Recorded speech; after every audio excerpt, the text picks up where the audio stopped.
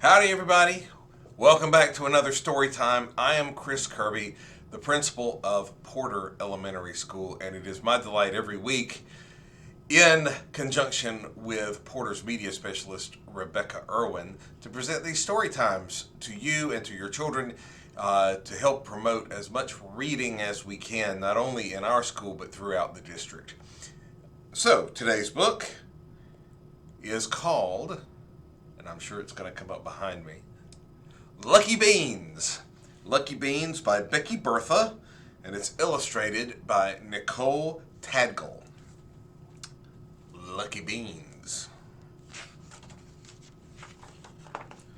Cold wind ripped through Marshall Lohman's old wool jacket. The snow froze his toes right through his hand-me-down boots. He ran up the steps into the steamy kitchen. "What's for dinner, Ma? I'm starving." "Get those boots off and hang your coat up," Ma said without looking around, "and I don't want to hear any complaints about dinner." But Marshall had already peeked into the big pot. "Beans? Again? Oh, Ma, can't we ever have anything else?" "Yes, it's beans again, and we're lucky to have them, so get washed on the double and then set the table." Marshall didn't feel so lucky. The elbows of his jacket were worn almost all the way through. Dad had been out of work for months, and there was no money. The house was crowded since Aunt Minnie and Uncle Matt moved in. Now Marshall had to share a room with his little brother and sister, Tommy and Patsy. And he was starting to hate beans. After dinner, when Ma pulled out her mending basket, Marshall showed her his worn-out jacket. Dad turned on the radio. "President Roosevelt's going to speak tonight," he said. "Maybe he's found a way to get America out of the mess we're in." Marshall was halfway through his homework when the president came on the radio. He didn't understand all the big words, but he knew Mr. Roosevelt was on the poor people's side. On the way to school the next morning, Marshall and Tommy trudged past Kaplan's furniture store. Whenever Marshall helped Ma carry groceries home, she would stop to look at the shining sewing machine in the window. "Only $23.95, the sign had said. That was $23.95 that Ma would never have. Today, alongside the sewing machine, was the biggest jar of beans he had ever seen. There was a different sign. "How many beans are in this jar? Win this brand new sewing machine." "How many beans they got in there, Marshall?" Tommy pulled on Marshall's sleeve. 100? 1,000? "How should I know?" Marshall answered. But he was thinking, "I know somebody who would know." On the way home, Marshall looked through the store window again. Ladies were writing on little cards of paper and pushing them through a slot into a big box.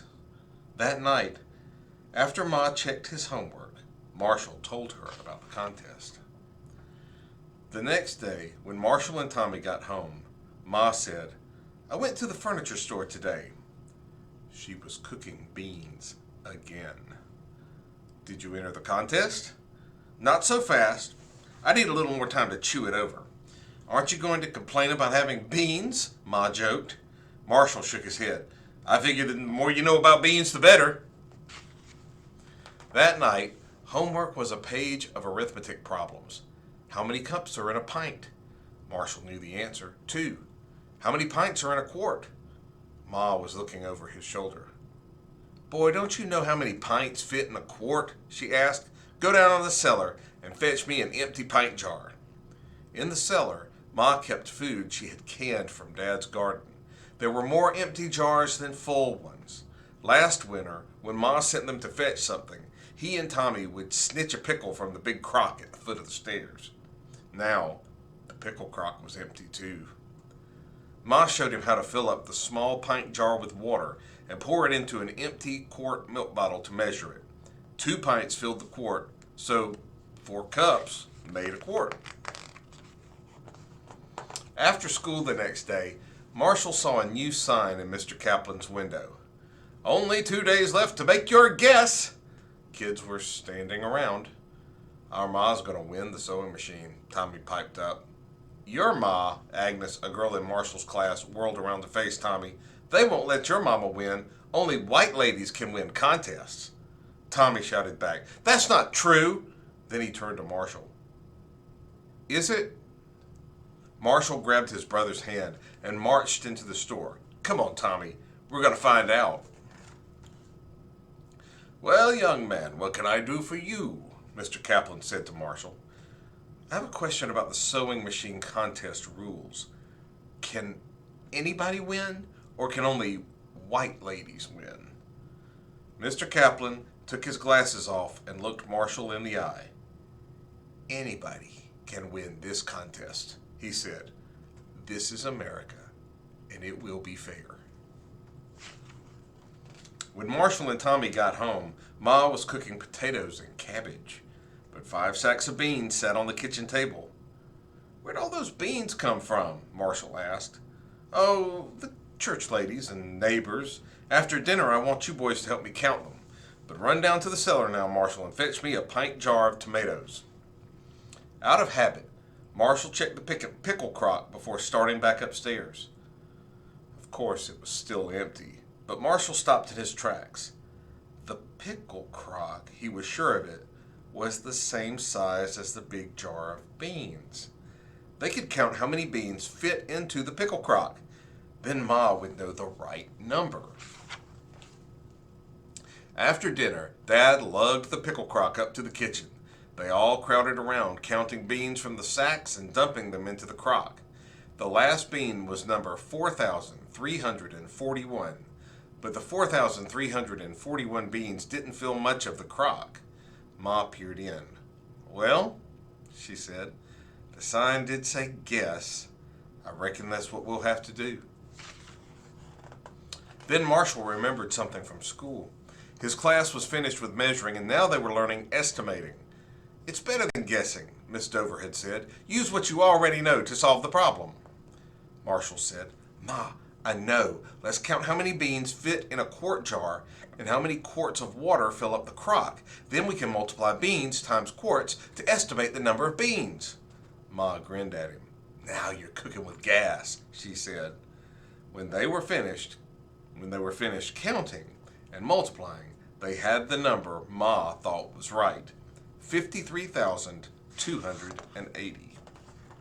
On Saturday morning, Mr. Kaplan's furniture store was full of people. Ladies and gentlemen, Mr. Kaplan announced, we had 327 entries, and today we have a winner. First, let's reveal how many beans are in the jar. He unscrewed the lid and showed the number marked inside, 53,293. Marshall heard gasps and a whistle. Holy mackerel, somebody said. Marshall's heart was thumping hard. Ma's guess was so close. Was she going to win? Mr. Kaplan went on. One guess was off by only 13 beans. And the winner, who guessed 53,280, is Mrs. Josephine Lohman from 7234 Monticello Street. Ma, that's you! Marshall threw his arms around his mother's waist.